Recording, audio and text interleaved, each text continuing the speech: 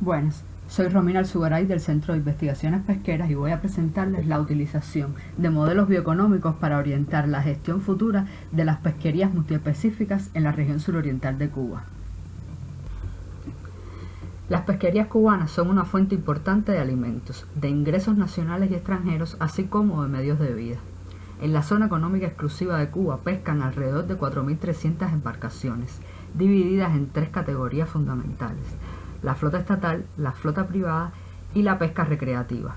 Solo las dos primeras realizan pesca comercial. Los desembarques se pueden dividir en peces, langostas, moluscos, camarones y otras especies. Los peces, aunque representan los mayores volúmenes en los desembarques, la langosta espinosa es la especie más importante desde un punto de vista económico. La pesquería de peces es una pesquería multiespecífica donde se capturan juntas más de 150 especies. Además, se utilizan varios tipos de artes de pesca, como las redes de enmalle, los palangres, las nazas, el cordel y el anzuelo. Por estas razones es una pesquería muy difícil de evaluar y manejar.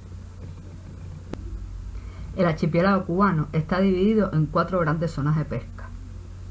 Para los peces, la zona A es la zona más importante, ya que de allí se obtiene el 44% de los desembarques totales. Desafortunadamente, las capturas han disminuido en los últimos 30 años, lo cual puede atribuirse a degradación del hábitat, incrementos en el turismo, desarrollo costero, y el factor más importante es la sobreexplotación. Hasta la fecha, el manejo de estas especies ha sido mínimo. Por ello, nos proponemos evaluar diferentes estrategias de manejo para las pesquerías multiespecíficas cubanas.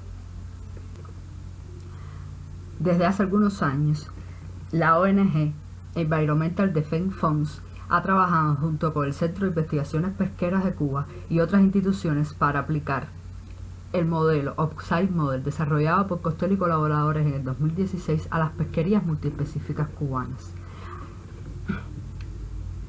De una manera muy resumida, los pasos a seguir han sido los siguientes. Primeramente, se aplicó el modelo basado solo en capturas KCMCY, utilizando parámetros de historia de vida y vulnerabilidad a la pesca de 34 especies de peces para obtener estimados de captura máxima sostenible, de biomasa y de mortalidad por pesca actuales de cada especie relativas a la captura máxima sostenible.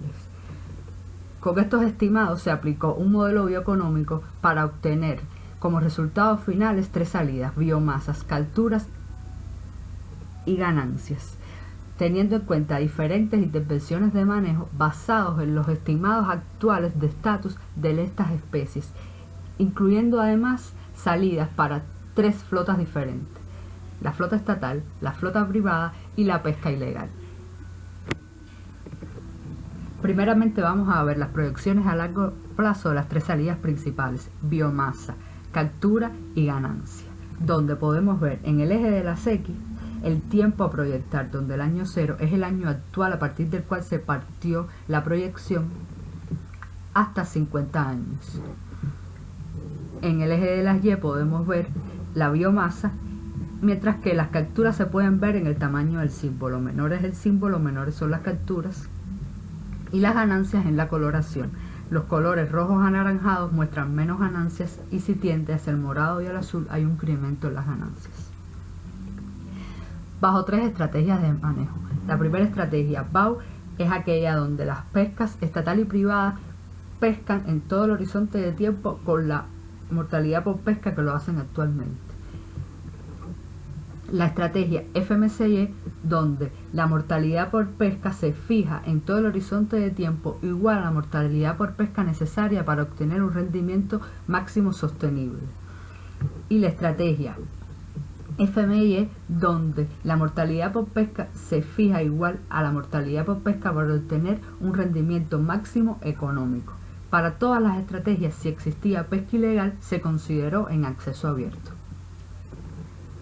Además, se tuvieron en cuenta 2 escenarios de manejo. Un primer escenario considerado el mejor escenario, donde no existe pesca ilegal y se aplican incentivos económicos. Y un segundo escenario donde no existe pesca, y un peor escenario donde sí existe pesca ilegal y no hay incentivos económicos. ¿Qué podemos ver en los resultados? Primeramente, la biomasa. se observa una ligera recuperación de la biomasa en todas las estrategias, incluso en sus peores escenarios. Claro, cabe señalar que aquellas estrategias con enfoque más precautorios tienen una mayor recuperación, donde las especies incluso logran llegar a niveles sostenibles.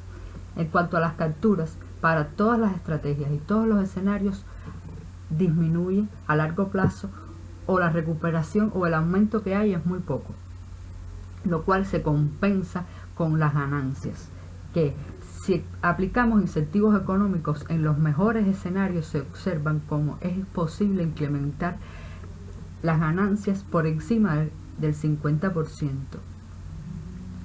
Pero en aquel peor escenario las ganancias disminuyen, lo cual demuestra la importancia de eliminar la pesca ilegal, ya que afecta tanto la biomasa como el volumen de captura y la ganancia obtenida. Para analizar el estatus de las especies, tanto actual como proyectado a 50 años, utilizaremos la representación gráfica de Cobe, que nos permite ver una relación entre un estado de agotamiento y de sobreexplotación de las especies, donde por el eje de las X se representa la relación entre la biomasa poblacional y la biomasa necesaria para llegar a un nivel sostenible, mientras que por el eje de las X podemos ver la relación entre la mortalidad por pesca que están sufriendo y la mortalidad por pesca necesaria para obtener capturas máximas sostenibles. Si la relación entre las biomasas se encuentra por debajo de 1, las poblaciones están agotadas. Y si la relación entre las mortalidades por pesca está por encima de 1, las poblaciones están siendo sobreexplotadas. ¿Qué podemos ver? En el estado actual, todas las especies se encuentran agotadas, ya que sus biomasas están por debajo del nivel sostenible. Y la mayoría está sufriendo sobreexplotación porque las tasas de mortalidad por pesca están por encima de los niveles sostenibles a los que pueden ser sometidos. ¿Qué podemos ver? Al proyectar bajo las 3 estrategias de manejo, podemos ver como en BAU, aquellas especies que estaban sufriendo actualmente bajas tasas de mortalidad por pesca tienden a recuperar sus poblaciones a niveles sostenibles, pero aquellas que tienen altos niveles de mortalidades por pesca van a seguir estando agotadas, incluso van a incrementar sus tasas de agotamiento. Mientras que bajo las estrategias FMCY y FMY es posible recuperar a niveles sostenibles la mayoría de las poblaciones. Aunque cabe señalar que para el peor escenario en ambas estrategias, aquellas especies que sufren altas tasas de pesca ilegal van a continuar con poblaciones agotadas y con niveles altos de sobreexplotación. Como las pesquerías multiespecíficas están compuestas por muchas especies, una manera de viabilizar el manejo sería agruparlas por canastas según determinadas características de cada una de ellas. Por ejemplo, una posibilidad sería, según el hábito, especies demersales y especies pelágicas. Tenemos entonces 2 canastas, una canasta para los demersales y una para las pelágicas, y dentro de cada una de ellas podemos escoger alguna especie o algunas especies indicadoras para poder enfocar la evaluación en esta y poder ver el efecto de las estrategias de manejo. Por ejemplo, Viajaiba y la sierra. Al ver los resultados para una especie específica podemos ver mucho más detallado cada uno de los parámetros. Por ejemplo, la Viajaiba. Podemos ver el estatus de esta especie bajo las 3 estrategias de manejo y además podemos desagregar las capturas y las ganancias tanto por flotas estatal y privada como por pesca ilegal, donde podemos ver cómo en un mejor escenario la Viajaiba tiene posibilidades de recuperarse al eliminar la pesca ilegal, pero si no eliminamos la pesca ilegal podemos ver cómo bajo ninguna estrategia de manejo la recuperación es posible, ya que las capturas por pesca ilegal aumentan muchísimo, lo cual provoca una disminución tanto de las capturas legales, de la biomasa, como de las ganancias de esta pesca. Mientras que los resultados para la sierra, que aunque es una especie de alta vulnerabilidad, está siendo sometida a una baja incidencia de la pesca ilegal, se puede ver cómo los resultados para ambos escenarios son muy similares y muestra recuperación posible para las estrategias más precautorias como FMCY o FMY. Los próximos pasos y recomendaciones serán crear estas pequeñas canastas de peces agrupando las especies según sus características y los artes de pesca utilizados para capturarlos, y seleccionar las especies indicadoras dentro de cada una que nos permitan evaluar los efectos de las diferentes alternativas de manejo y los impactos sobre las especies asociadas. Además, modificar el modelo teniendo en cuenta la variabilidad climática dentro de los diferentes escenarios de manejo. Incrementar la lucha contra la pesca ilegal y mejorar el sistema de información de capturas y esfuerzos. Introducir además las medidas de manejo en esta área y extenderla al resto del país para poder disminuir el impacto de la pesca sobre las poblaciones explotadas. Muchas gracias. Buenos días. Para facilitar la comprensión de esta presentación por la audiencia angloparlante, el texto de las diapositivas está en inglés.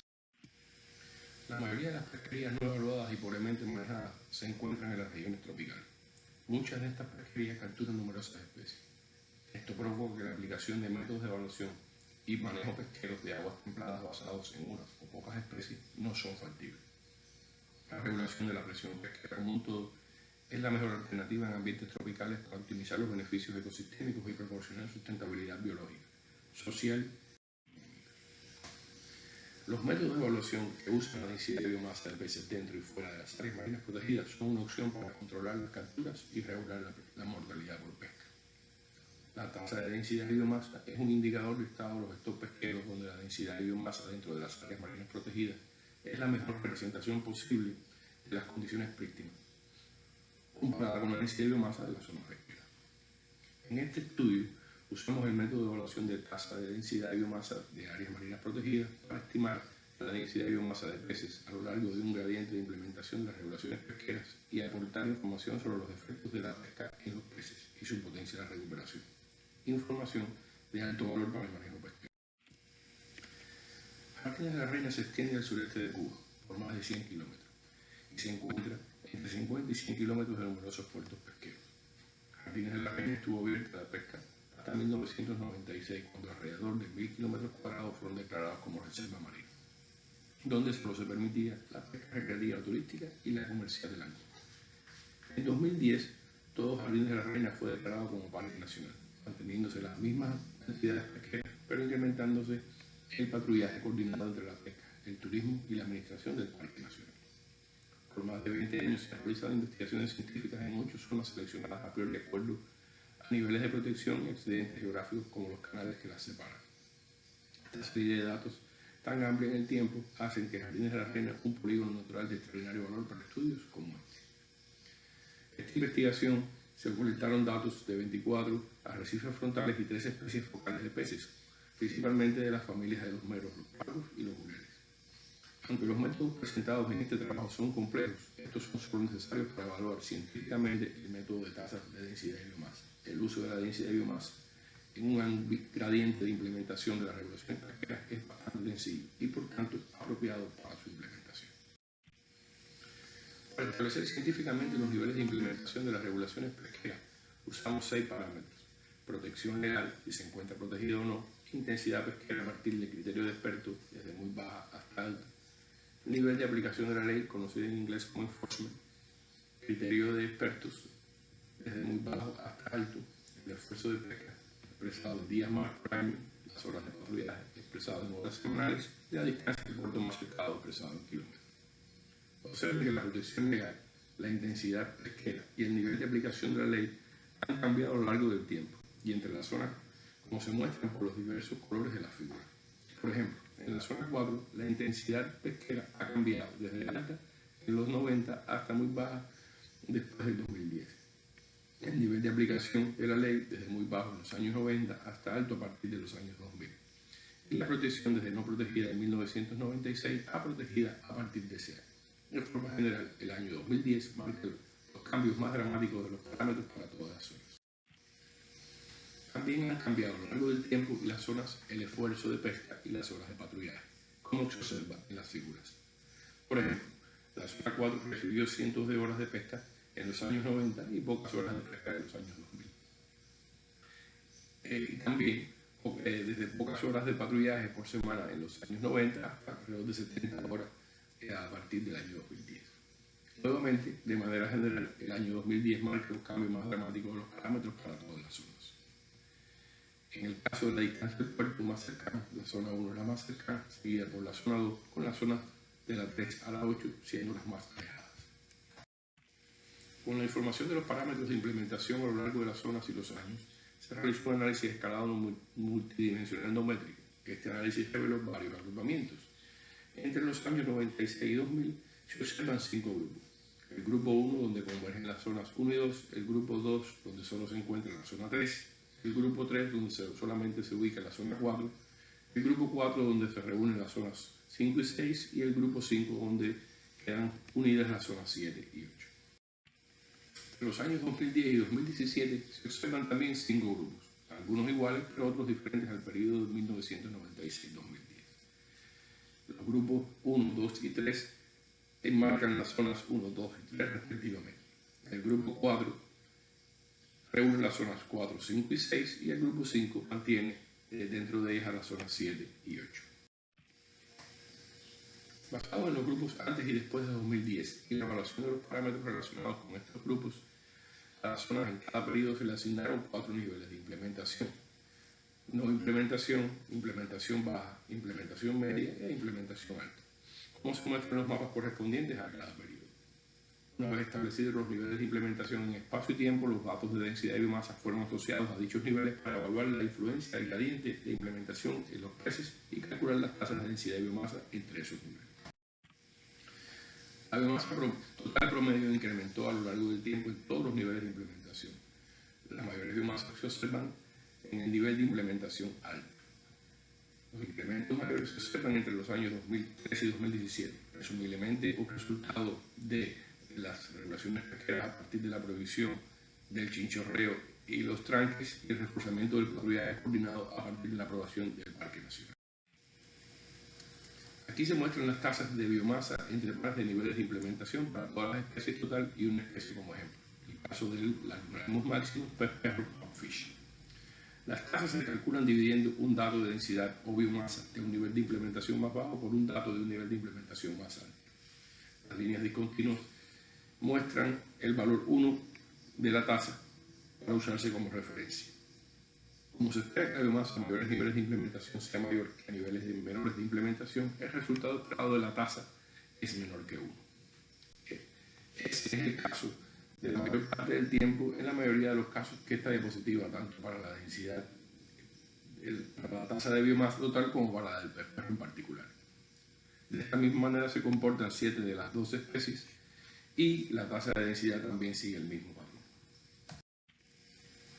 El análisis permutacional de varianza multivariado arroja que la aplicación de la ley es el parámetro que más influye en la biomasa y densidad de peces en jardines de la reina. La intensidad de pesca influye en la biomasa, pero solo marginalmente en la densidad. Este resultado sugiere que el control de la presión pesquera a través de la aplicación de la ley, o en su lugar el acatamiento consciente de estas leyes, son necesarias para la respuesta positiva de las especies locales. La influencia de la aplicación de la ley es también evidente a nivel de especies individuales. La biomasa de la mayoría de las especies es más alta en los niveles superiores de aplicación de la ley. La única clara excepción es el Carnalatus, el gallego, el Horse Jack, un jurel que debido a su gran movilidad y conducta gregaria no responde de la misma manera a la protección. Las tasas de biomasa total de peces fluctúan entre 0.4 y 0.8 y las tasas de densidad total de peces fluctúan entre 0.48 y 0.88 en jardines de la reina. Esto indica que este sistema puede ser considerado como de bajo riesgo al cambio ecosistémico, teniendo en cuenta que los cambios están asociados a tasas entre 0.5 dominados por corales y 0.3 dominados por macroalgas. Estos resultados de jardines de la reina sugieren que en pesquerías de arrecifes coralinos con pocos datos, la tasa de densidad y biomasa pueden ser usadas para guiar el manejo sobre bases precautorias. Como punto de referencia para el manejo sostenible de las pesquerías en arrecifes coralinos, sugerimos usar las tasas de densidad y biomasa promedio obtenidas por las jardines de la reina, valores entre 0.6 y 0.7, mayor que el punto de referencia para la captura máxima sostenible de pesquerías de varias especies, que es de 0.5, siguiendo un enfoque precautorio. A partir de los resultados obtenidos podemos concluir que los gradientes de implementación de regulaciones pesqueras en áreas marinas protegidas pueden ser usados para guiar el manejo de la pesquería usando las tasas de densidad y biomasa. El uso de los gradientes de implementación de regulaciones pesqueras en áreas marinas protegidas protegidas como complemento de otros enfoques de evaluación y manejo, podría expandir grandemente el número de pesquerías que pueden ser evaluadas y manejadas científicamente. Los autores queremos agradecer a Avalon Marlin por el apoyo a la investigación científica en Jardines de la Reina y su labor incesante en la protección de esta joya de la naturaleza cubana, aún en los momentos más difíciles como la actual pandemia. Así el IDF por su compromiso con la ciencia y el manejo sostenible. A los organizadores de Cuba Ambiente por permitirnos compartir este estudio. Gracias. Hello, my name is Jake Kreitzer, and I'd like to thank you for joining my presentation today. And I'd especially like to thank the organizers of Cubambiente for the invitation to be part of this important conference. I'm going to be discussing a study that I began with some of my colleagues when I was with the Environmental Defense Fund and have continued in my new position with the Northeastern Regional Association of Coastal Ocean Observing Systems that has been a collaboration with our partners at SEEP. The context for this study is the really important challenges that face many fisheries in the developing tropics. This is where biodiversity is typically greatest, especially in nearshore habitats, but food security and nutritional demands are also typically quite high. At the same time, livelihood alternatives are often very limited in these regions, as is the science and management capacity needed to build sustainable fisheries. Now, to face these challenges, a number of important policy drivers are emerging that strive to find a balance between biodiversity conservation and socioeconomic needs. A really good example is the new national fisheries law in Cuba that creates a stronger mandate for science-based management of fisheries. And I think we're going to see similar initiatives emerge from the post-2020 framework of the Convention on Biological Diversity over the next decade. So within this context, the objective of our study was to see if we could determine how to optimally allocate different management approaches for species in a high diversity, multi-species finfish fishery. The tool we used primarily in the study is known as Productivity Susceptibility Analysis, or PSA. Very briefly, PSA is a semi-quantitative rapid assessment tool that aims to evaluate the overall vulnerability of each species in a fishery on the basis of two dimensions. First of all, its inherent biological productivity as measured by things such as longevity, maturity, and other life history traits, and also its susceptibility to overfishing, which is really trying to look at interactions between the species and fisheries, considering factors such as the overlap between the species range and fishing grounds, the morphology of the species and how that affects its vulnerability to fishing gears, certainly its economic value and other factors. And so for each species, we score each of these productivity and susceptibility attributes on a scale of 1 to 3, calculate the overall mean productivity and susceptibility scores, and then plot those. And where each species sits in that productivity and susceptibility space gives us an indication of its overall vulnerability. We used a PSA that was conducted for fisheries in Cuba as the basis for this study. This PSA emerged out of a pair of workshops that were held back in 2013 and 2014 and eventually resulted in a publication in the Bulletin of Marine Science in 2018. The study conducted a PSA for a suite of finfish species for each of Cuba's 4 fishery management zones to look at geographic comparisons and vulnerability. But for this study, we focused on the PSA for Zone D, or the northeast shelf of Cuba. And we took the PSA for Zone D and divided it up into 4 quadrants that gave us 4 different vulnerability tiers, including a high vulnerability tier, a low vulnerability tier, and then 2 sub-tiers of moderate vulnerability. And when we looked at the species within each of these vulnerability tiers, we found, perhaps not surprisingly, that the highest vulnerability species were the really high value sport fish and food fish, for which we're probably going to need to be relying on single species quotas or other harvest controls tailored to their unique biology and status in order to ensure sustainable fisheries. At the other end of the spectrum, and perhaps counterbalancing that demand, the lowest vulnerability species were mostly incidentally caught, non-target species of very low value, for which we might not need much management at all, as long as we had sufficient monitoring to ensure that they weren't slipping through the cracks and that their stock status remained reasonably healthy. In between, in the moderate vulnerability tiers, one of the sub-tiers was comprised of many schooling pelagic species. So these were generally very high productivity species with similar life history traits that could form the basis of a multi-species complex that would sort of lighten some of the burden of conducting stock assessments and developing management measures by letting us address many species simultaneously. The other end of this tier, the reef fishes that were lower in biological productivity, but also lower in susceptibility to overfishing, could potentially be managed effectively by a spatial management strategy. Looking more closely at the species within each of those tiers led us to make a few adjustments, but ultimately develop our first candidate management strategy that had 10 species slated for single species quotas or other harvest controls, 10 species that could be placed into multi-species management complexes, including one that was a group of very small schooling pelagic species, and another that was all members of the Carangid family, the Jackson trevallies.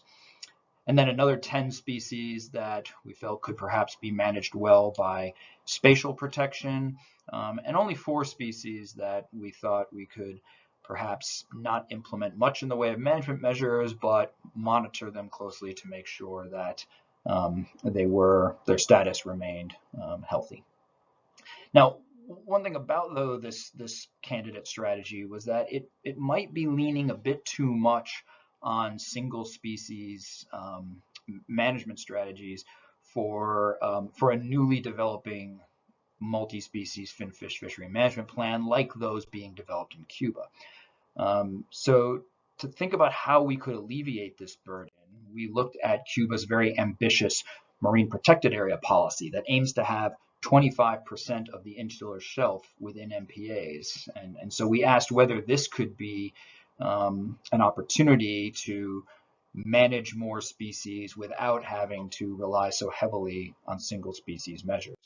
So when we took those higher vulnerability, primarily reef fish species out of the single species management complex and moved them over to the spatial protection category, we were left with only 3 species that would be slated for single species management. So that could be a much more manageable load for a newly developing fishery management plan. But now we had 15 species for which we were going to be relying on spatial management.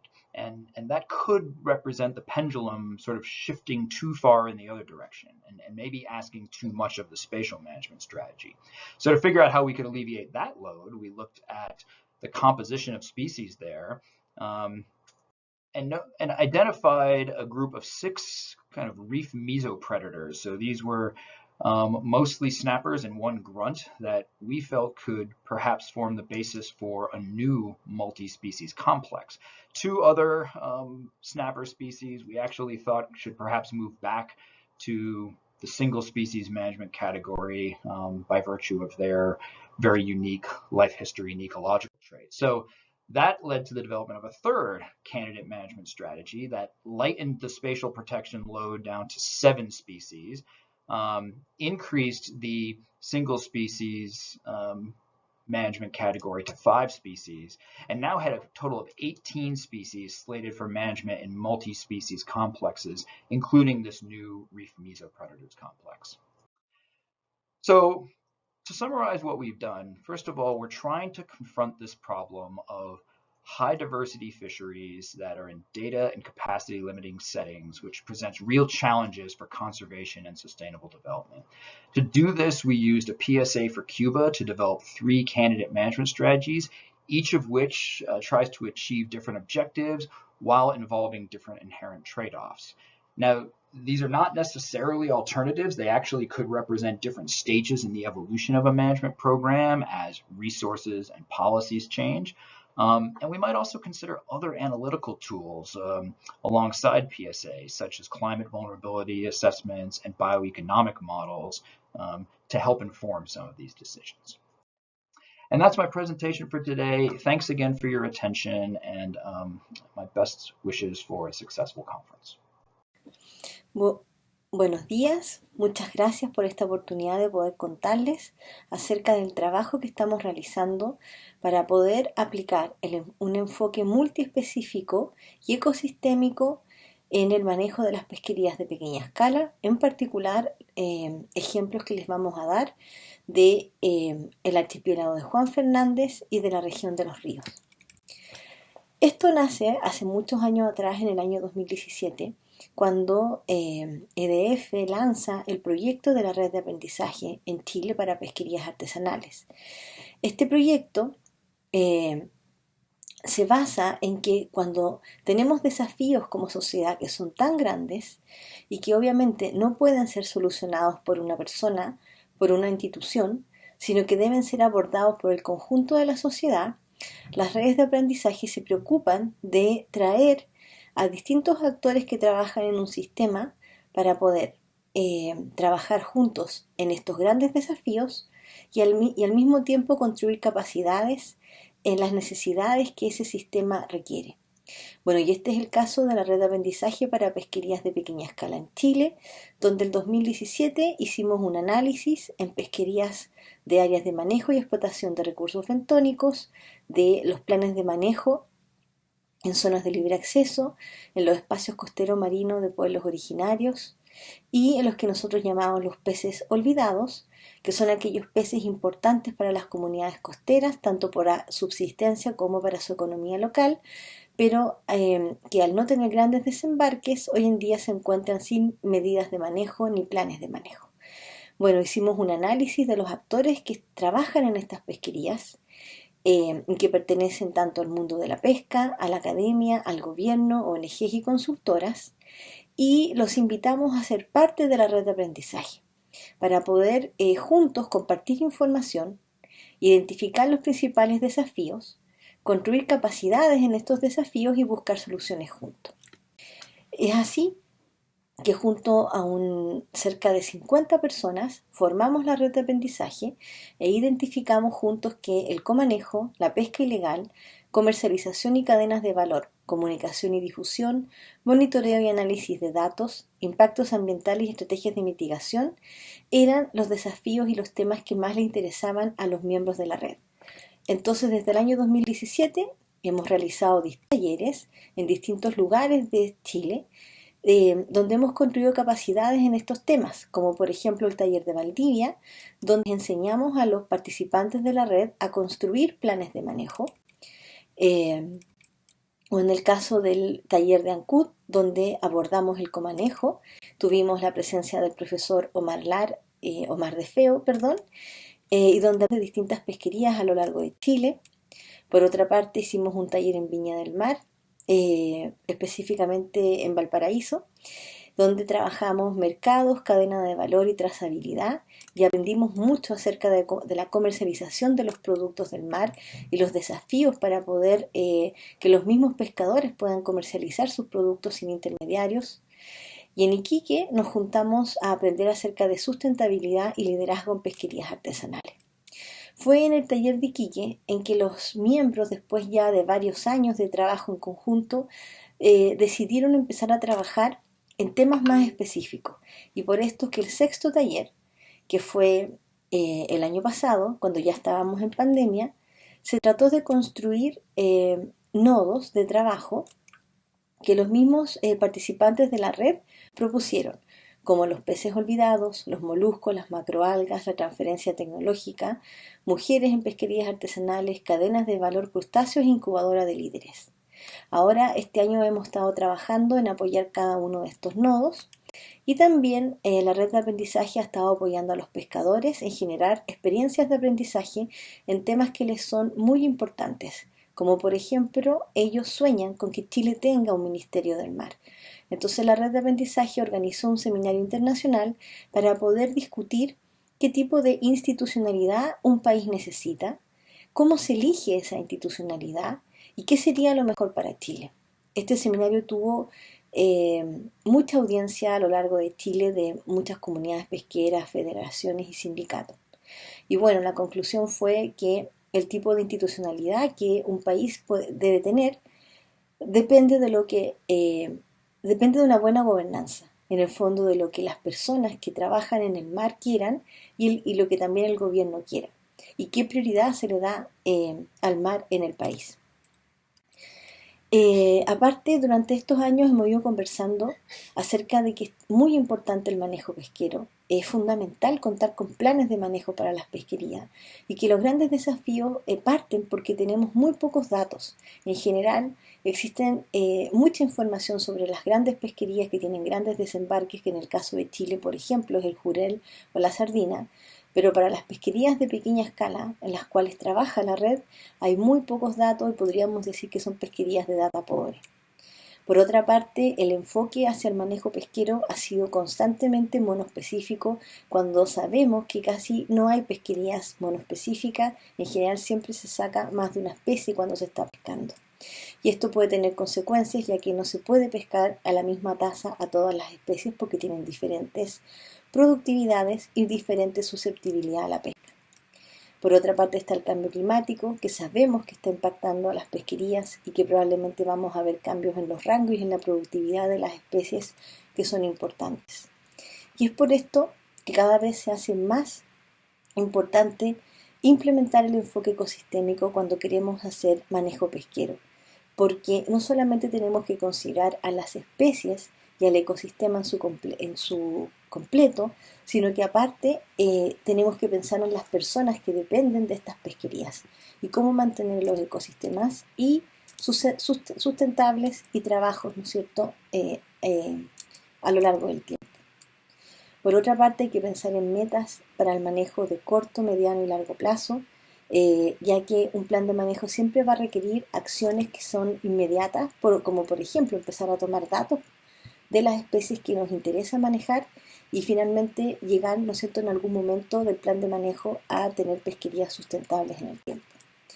Bueno, el segundo taller de la red de aprendizaje, nosotros les enseñamos a la gente a hacer planes de manejo con esta metodología que se llama FICHI, donde podemos implementar el enfoque ecosistémico y podemos armar planes de manejo de manera participativa para poder abordar el tema de la multiespecies. En un plan de manejo ocupamos un enfoque que se llama canastas de peces, donde cuando tenemos muchas especies las podemos agrupar según algunas características comunes, que puede ser su productividad o puede ser algún otro parámetro indicador como mortalidad por pesca, la CPV u otro.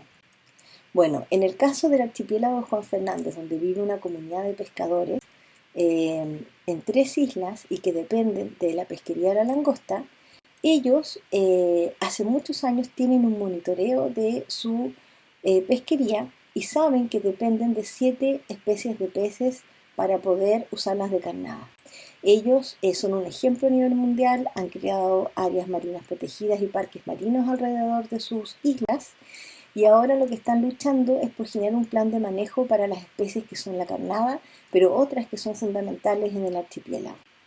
Y es así que fuimos a terreno y identificamos junto a ellos 43 especies distintas y ya comenzamos el proceso de construir este plan de manejo, agrupando a las especies según su estado de salud y su vulnerabilidad, y creamos canastas de manejo como la canasta de los peces pelágicos, la canasta de los peces demersales, la canasta de los peces comerciales costeros o la canasta de los pulpos, la canasta del jurel y otras especies y la canasta de otras especies que no son tan importantes como las anteriores. Bueno, Juan Fernández ya comenzó a soñar y a construir su plan de manejo multiespecífico con un enfoque ecosistémico. Y lo mismo está sucediendo aquí en la región de los ríos, donde los pescadores nos pidieron armar un plan de manejo para la sierra y su fauna acompañante. Hemos trabajado con ellos en desarrollar tanto la visión del plan de manejo como los objetivos de este. lo que estamos viendo es un cambio fundamental en Chile en cómo se abordan los planes de manejo.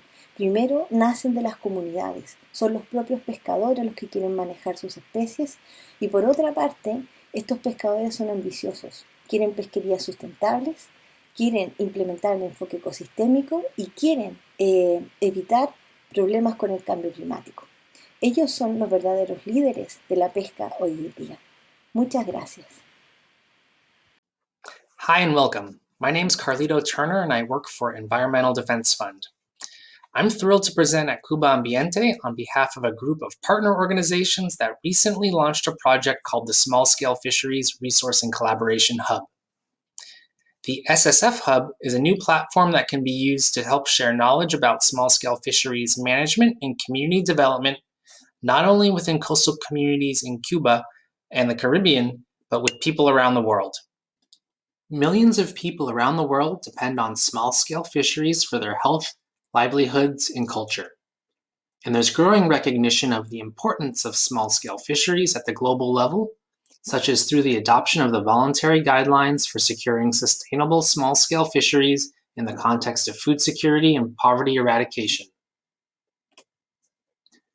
Although there are many stories, experiences, and efforts to implement the small-scale fisheries guidelines and address fishery challenges to support small-scale fishers and fish workers, oftentimes those stories and experiences remain in communities and are not easily shared with others around the world who can benefit from them. To address this challenge, with partners and in consultation with fishers and organizations supporting small-scale fisheries around the world, we've developed the Small Scale Fisheries Hub. The Hub can help support local leaders, small-scale fishing communities, and those working in and with small-scale fisheries to implement the guidelines. How?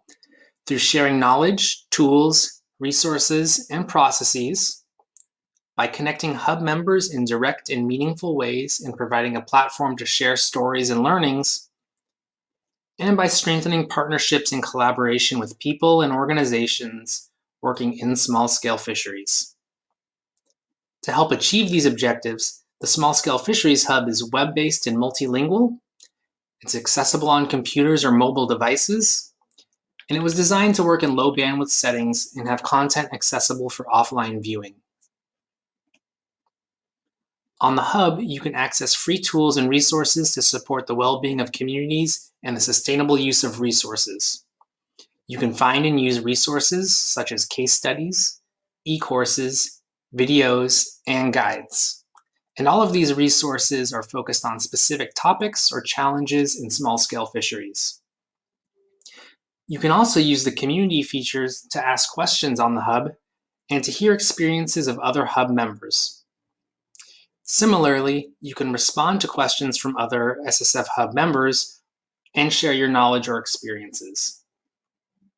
Finally, you can use the platform to coordinate or collaborate on shared priorities and interests.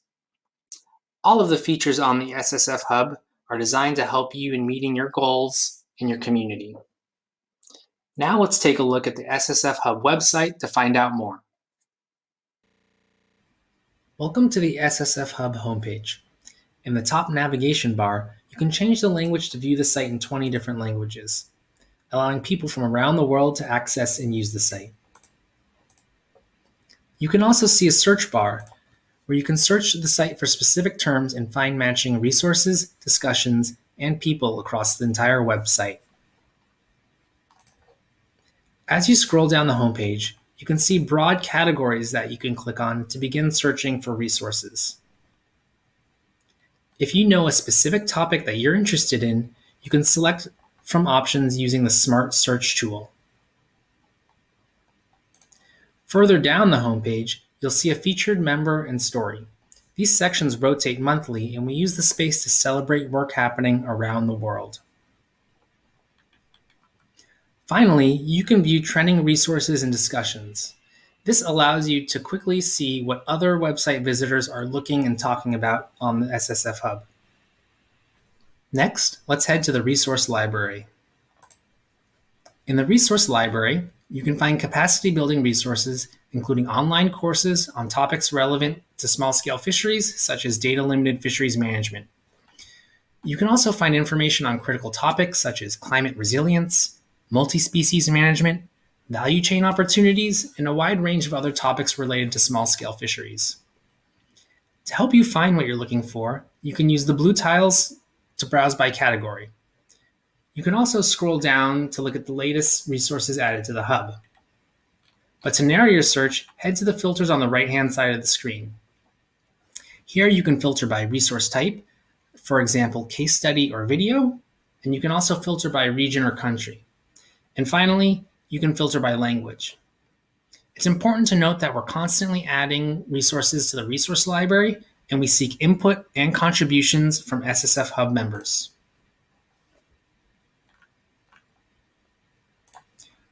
Once you click on a resource page, you can find a screenshot of the resource, a description of the resource, a link to access the resource, and information on how this resource is related to the SSF guidelines and UN Sustainable Development Goals. Next, let's go to the Community Forum. The Community Forum is a dynamic place to help build connections and exchange ideas and learnings with the global community. On the first page, you'll see the stream, which shows all of the latest activity in the forum. If you go to discussions, you'll find a place to ask questions, share information, and offer your own experience. You can share how you and your community has overcome challenges, ask a question, or answer a question posed by someone else. Importantly, you can translate the comments of others into different languages and help break down some of the communication barriers that often arise. Another feature of the Community Forum are groups. Groups provide a place for members to connect and discuss specific topic areas within small-scale fisheries. Groups are often places for coordination and problem solving around a specific theme, and they can be public or private. They're moderated by volunteer organizations and members of the SSF Hub. Today, some of the most popular groups are on topics such as technology and small-scale fisheries. But anyone can start a group on the Hub, and we expect that in the future, there will be groups dedicated to specific countries or regions, gear types, or even specific species. Another area of the Community Forum is the member directory. In the member directory, you can browse the profiles of SSF Hub members to better understand who's working on issues similar to those that you face. You can learn about their experience and reach out to experts around the world. Finally, the SSF Hub has a dedicated events page, where you can find out information on upcoming web-based and in-person events relevant to small-scale fisheries. If you're hosting an event, whether at the local, regional, or global scale, you can contact the Hub and we can share it with other small-scale fisheries stakeholders. As an example, here we are on the Cuba Ambiente event page. Here you can find information about the event and how you can register. Before I leave you, I wanted to discuss how the SSF Hub can support Cuban small-scale fisheries and how Cuba can share its knowledge with people around the world. To start, visit ssfhub.org and sign up for a free account to become a member. Then browse existing resources on Cuba or on topics critical to Cuban small-scale fisheries like climate resilience and multi-species management. While there are some resources on Cuba, we need your help to make the resource library grow. So consider contributing resources that other people around the world might benefit from.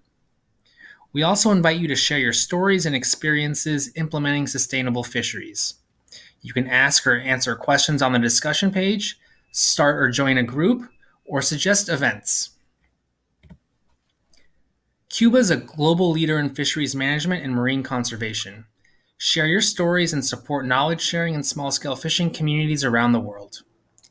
Muchísimas gracias y nos vemos en el Hub. Hi, my name is Gemma Carroll and I'm an oceans climate scientist at the Environmental Defense Fund.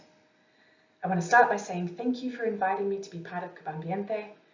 It's a pleasure to be here and to be part of this symposium on small-scale fisheries. My talk today is called Climate-Driven Species Redistribution and the Mismatch Between Predators and Prey. I'd like to thank my colleagues at EDF and NOAA for their contributions to the ideas that I'm presenting here today. Climate change is increasing the vulnerability of marine fisheries and the human communities that depend on them for their livelihoods and food security. In order to reduce this vulnerability, we need to be able to understand how marine ecosystems will respond to climate change so that we can manage fisheries appropriately and help the communities that depend on them to prepare for the future. So as a first step towards incorporating climate change into fisheries management, we can assess the climate vulnerability of various important fisheries species. So we assess vulnerability based on the following components. First, the degree of exposure to climate change that a species will experience.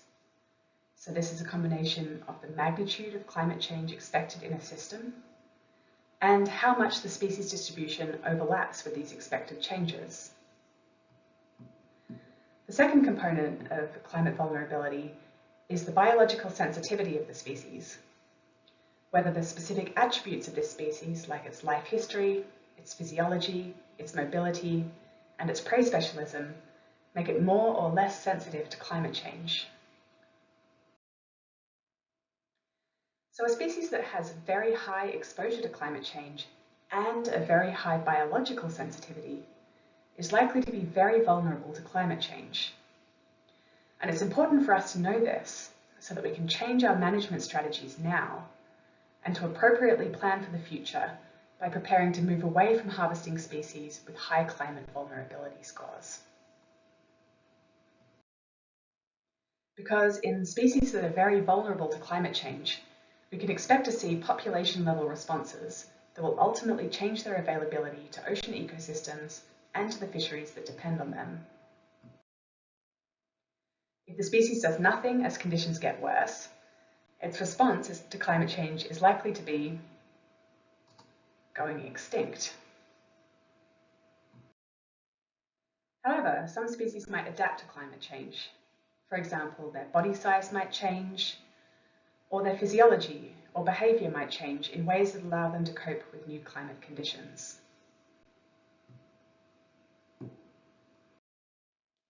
Species might also move out of an area that no longer has a climate that's suitable for them into another area that's more suitable if they have the ability to disperse. This climate-driven redistribution is the climate response that I'm going to talk about for the rest of this presentation. So to understand how species might move in response to climate change, we use species distribution models. These models take observations of where species are located, either from fisheries catch, from tagging data, from citizen science projects, or from fisheries independent surveys. We then combine these geographic observations of where species occur with information on the climate conditions, both where the species are found and where they're not found, so that we can build statistical models that describe the relationship between the species and its preferred climate conditions. We can then use projections of future climate conditions in this region from ocean climate models and make predictions about which areas will be suitable for the species in the future, given what we know about the conditions that it likes to live in. And we know from these species distribution models that all around the world, important fisheries species are moving towards the poles as the oceans warm. This map shows the rate of redistribution of demersal fish, and we can see that species in some regions are expected to be moving more than 4 kilometres per year by 2050. This is changing their availability to fisheries, and particularly to small-scale fisheries that don't have the ability to follow these stocks outside of traditional fishing grounds. It's also completely rearranging the distribution of life in our oceans. Because one of the challenges of understanding the true magnitude of the responses of fish and fisheries to climate change is the fact that species in these regions are not just moving by themselves. All fisheries species are part of complex food webs, and each species depends on many others for its survival. And because of the unique physiological and behavioural attributes of each species, they're not likely to redistribute in the same ways. For example, a prey species within a food web may move toward the pole more quickly than its predator can if they have different sensitivities to temperature or a different capacity to move when they need to. So predators and prey can exhibit a different magnitude of change in their distribution, different rates of change, or even completely different directions of change. And this can lead to either a match or a mismatch between their distributions under climate change. And both matches and mismatches can have major ecological consequences, ranging from effects on individuals to populations to entire ecosystems.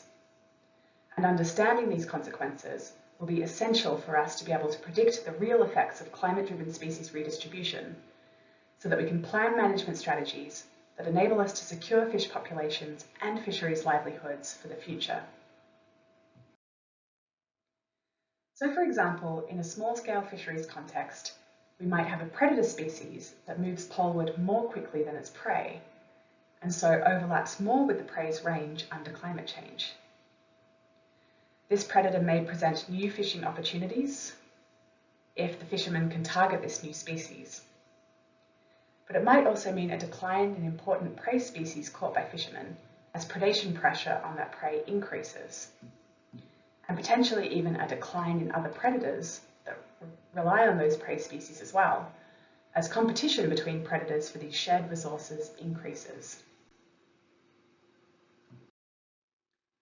Conversely, we might have a prey species that moves away from fishing grounds more quickly than its predator does.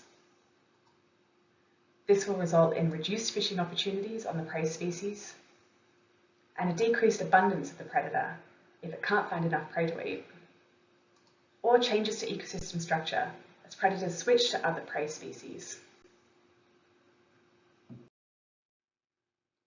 So predicting changes in predator-prey overlap under climate change is really important, and we need ways of measuring how spatial overlap changes from year to year or under different conditions. So some colleagues and I published a review paper a couple of years ago that describes some simple metrics to track the overlap of predators and prey under climate change, with specific applications for fisheries management. So we used a case study in the paper to show that we could use these simple metrics to give us new information about overlap between species in relation to climate variability. In this case, during anomalously warm years, which are indicated by red circles on this time series, overlap between two species of fish in Alaska was much higher, and we might expect predation mortality in those years to be higher too, which is likely to make the prey species more vulnerable under future climate change as the oceans continue to warm. And in the paper, we also identified how we can use predator-prey overlap metrics to support fisheries management. For example, we can use predator-prey overlap metrics to represent trophic interactions and predation mortality in stock assessments and ecosystem models. We can use this information to prioritize spatial closures in areas that are predicted to be important for maintaining predator-prey interactions. And we can also predict how climate change will affect ecosystems so that communities can better prepare for climate change effects. So to summarize, fishery species are part of complex ecosystems where climate vulnerability and climate responses are interconnected. When species respond to climate change, by shifting their distributions, for example, there will be flow-on effects that affect entire ecosystems and change climate vulnerability of fisheries and communities in ways that we might not immediately predict. So we really need to take a multi-species approach to understanding climate vulnerability so that we can manage fisheries more effectively and provide more information to help communities prepare for the future. So with that, I'd like to thank my collaborators at EDF and NOAA, who I've been working with on questions of climate vulnerability and species distribution shifts. I'd also like to thank all of you for listening, and I hope you enjoy the conference this week. Thanks. Soy Nadia Olivares, consultora para EDF de México, y les hablaré sobre los primeros pasos hacia los planes de recuperación de las pesquerías en México. La regulación pesquera en México se estructura de manera jerárquica, es a través de la Ley General de Pesca y Acuacultura Sustentables, en donde a través de sus 3 instrumentos normativos, que son permisos y concesiones, los programas de ordenamiento y los planes de manejo, que se norman las pesquerías. También la Carta Nacional Pesquera determina cuántas son las pesquerías que se encuentran en desarrollo y el estatus de las mismas. Esta regulación también puede coadyuvarse de instrumentos para la administración pública declarados en cada sexenio o bien aquellos que sean declarados por cada entidad federativa. La Carta Nacional Pesquera menciona que existen 80 pesquerías, sin embargo 13 de estas se encuentran en deterioro. Alrededor de casi 300,000 pescadores dependen de las actividades de pesca, ya sea a través de la pesca ribereña o de mediana altura. En esta presentación nos vamos a enfocar en la pesquería de mero de Yucatán, la cual es de gran importancia para casi 12,000 pescadores en el estado. La Carta Estatal Pesquera establece que la pesquería de mero rojo y negrillo se encuentran en un estatus de deterioro. La representación gráfica muestra las estimaciones de abundancia y de biomasa que se han realizado por diversos autores y todos coinciden que esta ha ido en decremento. En EDF de México elaboramos una propuesta para realizar un plan de recuperación de la pesquería de mero en Yucatán. Para esta propuesta identificamos los cuerpos de gobernanza con los que cuenta la pesquería. Estos son el Comité Consultivo de Manejo para la Pesquería de Mero y la Red de Investigadores de Mero y Especies Asociados. Ambos cuerpos de gobernanza se encargan de revisar la información de la pesquería, así como analizar las necesidades, las problemáticas y los retos a los que se enfrentan. Hicimos una revisión exhaustiva de distintas fuentes de bases de datos, así como una descripción que ha tenido la pesquería en cuanto al manejo y otras variables que la han afectado, principalmente fenómenos meteorológicos. Hicimos una revisión documental de distintas fuentes nacionales e internacionales para poder identificar cuáles son las mejores estrategias para la recuperación de las pesquerías. A esto le aunamos un análisis consensuado de prioridades para el manejo específico para la pesquería de mero que se realizó a través de un taller en donde ambos cuerpos de gobernanza participaron y pudieron identificar las principales prioridades para el ordenamiento, la organización social, las medidas bioecológicas, la comercialización, así como la sanidad y la inocuidad. De ahí planteamos que los objetivos del plan de recuperación de mero serían identificar y abordar de manera estratégica aquellas acciones que favorecieran la recuperación de la pesquería del mero en un plazo de 5 años. Igualmente, identificaríamos aquellas herramientas para la búsqueda de soluciones y buscaríamos que las recomendaciones fueran implementadas de manera gradual, que se permitiera el fortalecimiento del ordenamiento de la pesquería, la regulación de la captura y la evaluación continua del stock de mero. También fue importante para la propuesta del plan de recuperación el fijar supuestos considerando el escenario actual. Es decir, entre ellos consideramos que el número de permisionarios y permisos se mantiene sin incremento. El número de embarcaciones autorizadas se mantiene o disminuye. La cantidad de anzuelos se mantiene sin incrementos o disminuye. El número de días de pesca se mantiene constante o disminuye. Y el máximo rendimiento sustentable está calculado únicamente para el mero rojo. También es importante mencionar que para esta propuesta la captura de mero rojo de la pesca deportiva no está considerada dentro de los escenarios, dado que no se cuenta con registros al respecto. Dentro de esta primera propuesta de plan de recuperación, identificamos 5 estrategias principales y otras estrategias paralelas. En esta ocasión les vamos a hablar solo de las estrategias principales identificadas. La primera estrategia habla sobre el ordenamiento de las embarcaciones. Dado que son 2 dependencias en México las que se encargan de ordenar y normar la navegación y el aprovechamiento de la especie, es necesario promover acciones que permitan identificar fácilmente el número real de embarcaciones autorizadas para la pesca de mero. Esto puede apoyar a los administradores pesqueros en el seguimiento al cumplimiento, así como para la inspección y la vigilancia. La segunda estrategia se trata de habilitar una bitácora específica para el plan de recuperación. En esta bitácora se deben de registrar el número de anzuelos empleados durante las faenas de pesca por cada embarcación, así como las tallas y pesos promedios de los organismos capturados.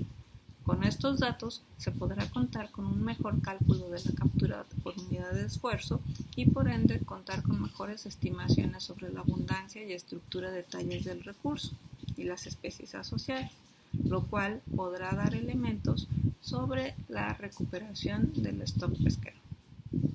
La tercera estrategia es continuar con una temporada de veda. Sin embargo, esta temporada de veda tendrá que ser evaluada de manera continua y actualizarla si fuera el caso, además de que se deberá de incorporar la información sobre la fecundidad y las tasas de reclutamiento. Esto también podrá brindar mejores elementos en la toma de decisiones y podrá dar mejores indicios sobre la recuperación o no del stock de mero. Como una cuarta estrategia, se debe calcular de manera anual la biomasa del stock de mero. Esto permitirá contar con medidas de manejo adaptativas que fortalezcan a la pesquería y permitan reorientar el curso de estas para que el stock no se vea afectado. La estrategia 5 habla sobre contabilizar y regular la captura de mero en la pesquería deportivo-recreativa. Es importante contar con un registro de captura de mero para esta flota, ya que actualmente no se tiene registro sobre sus capturas. Además, es necesario identificar si la bolsa de captura para la pesca deportiva se mantiene o se debe actualizar.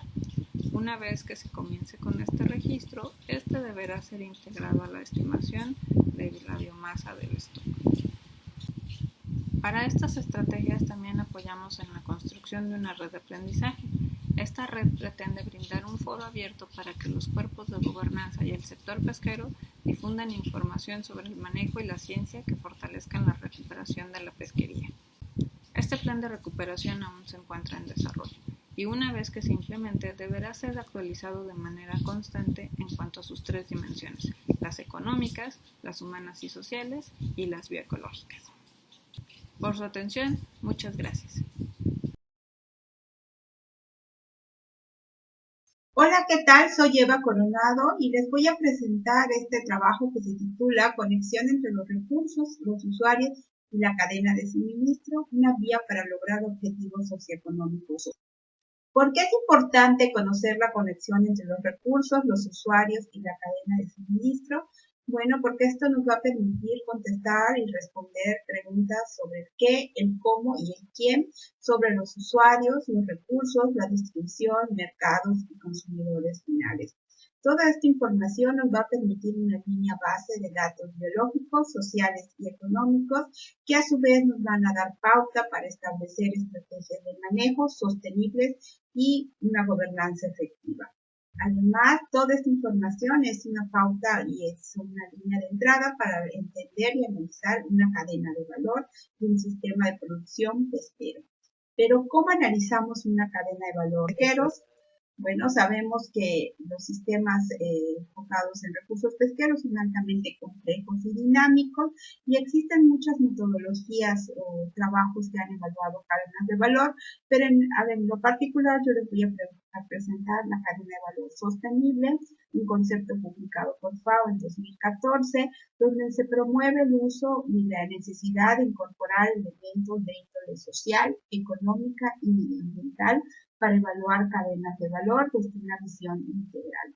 Esta información completa del sistema de producción nos va a permitir establecer estrategias sostenibles a largo plazo y también se realza la importancia de entender las escalas de producción y cuáles son los actores involucrados en cada uno de estos actividades de producción en términos de índole local, nacional y aquellos productos que tengan una visión para exportación.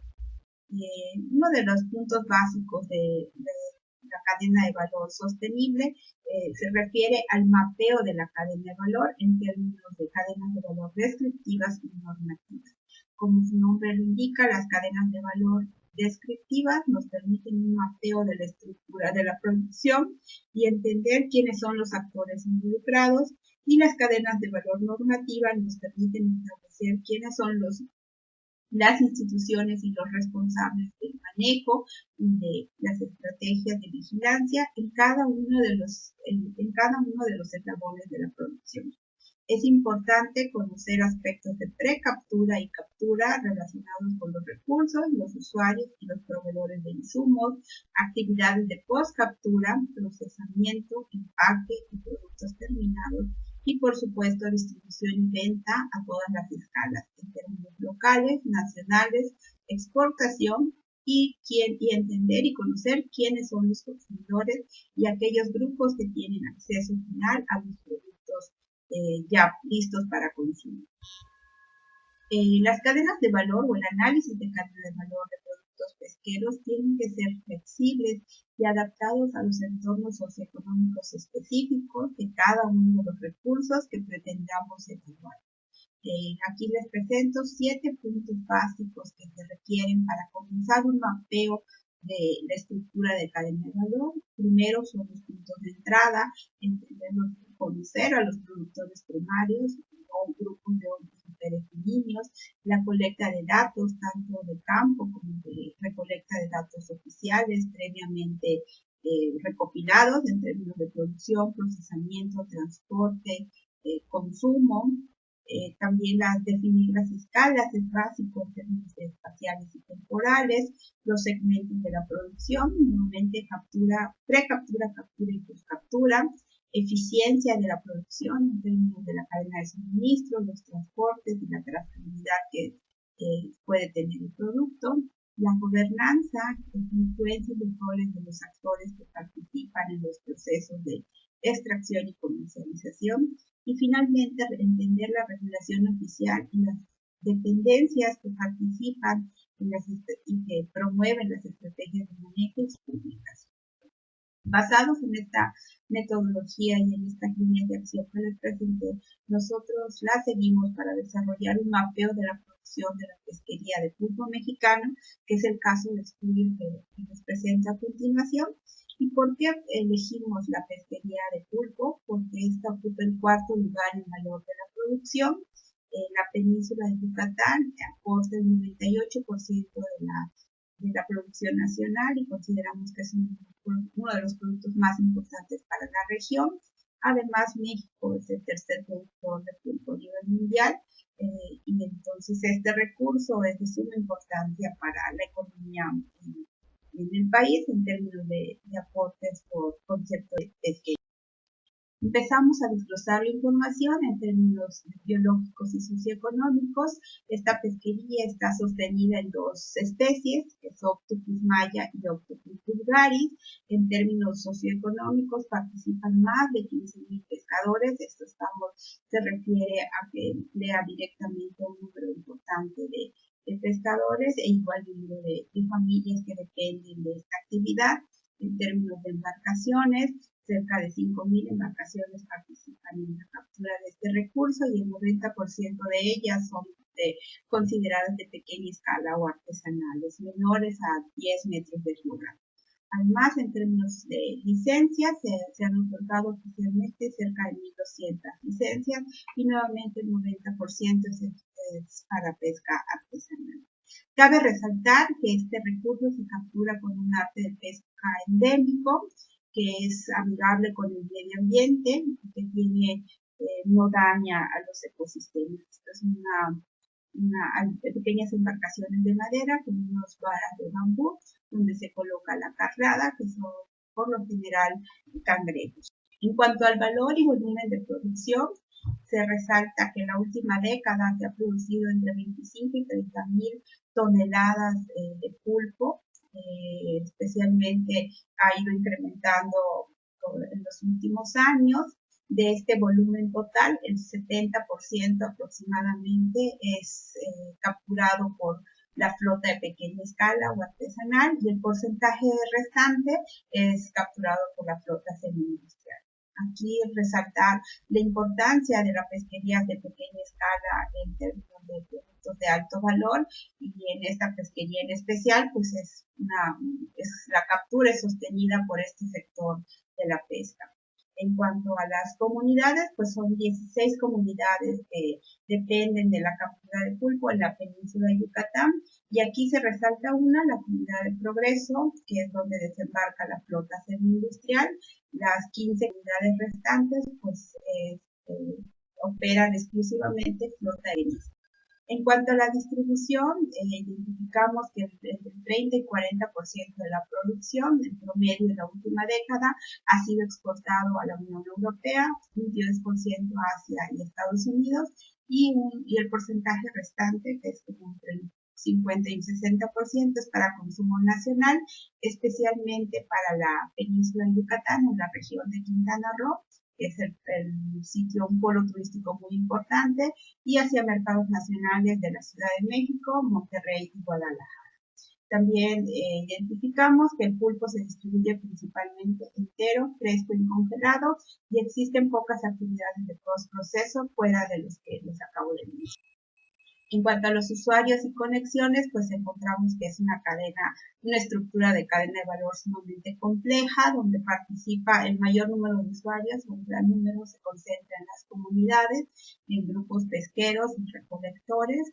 A nivel de la península operan cooperativas pesqueras, minoristas locales e intermediarios, que son los que reciben el producto directamente de los pescadores, y a través de ellos se entrega hacia los mayoristas o las plantas exportadoras, que son las que están certificadas para poder distribuir el producto fuera de México. Estas plantas exportadoras son las que básicamente distribuyen el producto hacia los mercados nacionales y al internacional, porque son a través de ellas que se realiza la exportación. Entonces identificamos que hay una conexión de orden jerárquico, porque hay un grupo que tiene el control tanto de la producción como de la distribución de pulpo. ¿Cuáles serían las condiciones para alcanzar la sustentabilidad? Pues investigaciones y normativas bajo una visión transdisciplinaria, y promover el mapeo de cadenas de valor descriptivas y normativas para conocer la estructura de la producción de todos los productos pesqueros. Finalmente, pues agradecer la atención, y si gustan más información sobre las metodologías y técnicas para mapear cadenas de valor enfocadas a recursos pesqueros, pues aquí este es un paper que salió recientemente y donde pueden encontrar más información asociada al trabajo que les acabo de presentar. Muchas gracias y saludos para todos.